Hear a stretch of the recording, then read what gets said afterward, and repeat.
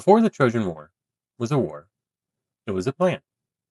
According to many ancient accounts, including the Iliad, Zeus himself wanted to reduce the human population. Too many people, too much chaos. So he set a chain reaction in motion. And that chain reaction starts with a wedding. All the gods are invited to this wedding, except for one, Ares, the goddess of discord. She crashes the party and throws a golden apple labeled for the fairest onto the ground. It rolls into the middle of the room, and three goddesses immediately start fighting over it. They are Athena and Aphrodite. To settle the argument of who the fairest was of the three, Zeus picks a human judge, not just any human judge. He picks Paris, Prince of Troy. It's important to note, too, that when part of Paris's backstory is that when he was born, it was prophesied by a seer that he would bring the downfall of Troy. So his family sent him away when he was younger, and he had been away this entire time. Each of the goddesses tried to bribe him. Hera offers him power, Athena offers him victory in battle, Aphrodite offers him the most beautiful woman alive, Helen. Paris chooses Aphrodite, but the problem is that Helen is already married, and that choice triggers a war that will pull the entire Greek world into conflict. The Greeks launch a massive expedition to Troy. Heroes like Ajax and Odysseus join the fight, and of course, Achilles, the strongest warrior of them all. For 10 years, the Greeks try to break Troy's defenses. Hector, Troy's greatest warrior, keeps the city safe throughout this entire time.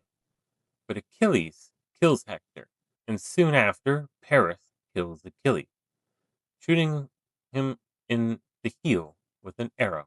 With Achilles gone, the Greeks begin to grow desperate. They need something new. Odysseus, a tactician at heart and a leader as well as king, proposes a trick.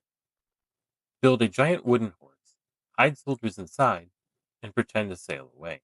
The Trojans, seeing the horse, as a gift, the Trojans, thinking the horse is a gift for an army who finally gave up, they drag it into the city.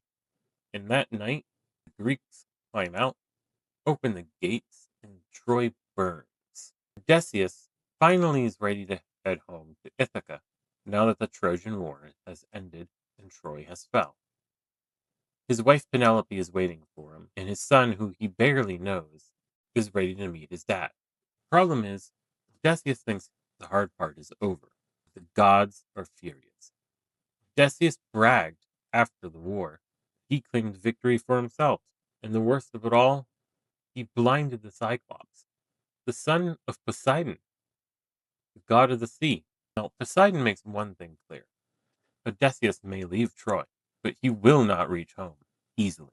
Now, when it comes to the Odyssey and what it actually is, the Odyssey just isn't a sequel. It's one of the oldest surviving works of Western literature, a massive epic poem, nearly 2,700 years, telling of a story of a man who's just trying to get home from war.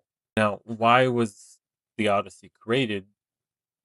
Well, the ancient Greeks used stories to explain the world around them: courage, loyalty, temptation, fate, the will of the gods. The Odyssey has it all, and it wasn't just written for readers. It was created for listeners, performed out loud to teach values and entertain crowds. Long before anything was ever written down, the Odyssey lived in the mouths of storytellers, traveling poets and bards, performed it from memory. And over the centuries, a lot of them added monsters and gods and islands and trials. If you will, the Odyssey is a living, breathing thing, a tapestry woven by generations of Greeks who added to it in their own way. Now, we call the poet behind the Odyssey Homer, because that's all we know about him.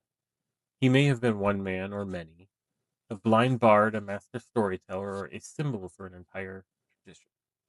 Whoever he was, stories he shaped became the very foundations of Western storytelling. And that's why the Odyssey still matters today. The Odyssey is the original hero's journey, Every modern adventure, from Star Wars to Lord of the Rings, traces its roots back to the Odyssey. Like and follow for more.